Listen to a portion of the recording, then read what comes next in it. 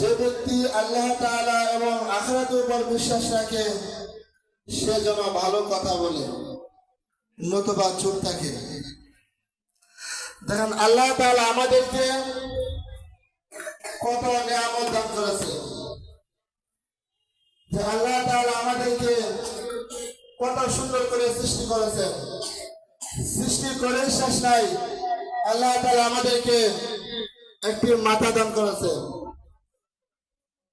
এবং একটি জবান দান করেছে এবং আমাদের শরীরের অন্যান্য অঙ্গ প্রত্যঙ্গ কত সুন্দর করে দান করেছে এবং আমাদের শরীরে ব্যারিং সিস্টেম করে দিয়েছে, আমরা যেভাবে ইচ্ছা সেভাবে বাস করতে পারি। এটা আল্লাহ তাআলা কত বড় এক নিয়ামত। আমাদের শরীরে অঙ্গ প্রত্যঙ্গের সবচেয়ে বড় নিয়ামত হলো আমাদের জবান, যে জবান দ্বারা আমরা কথা বলে থাকি। কথা বলার সময় হয়তো আমরা ভালো বলি, খারাপও বলি, গুনার কাজও করি, নিয়ামতের কাজও আমরা করি।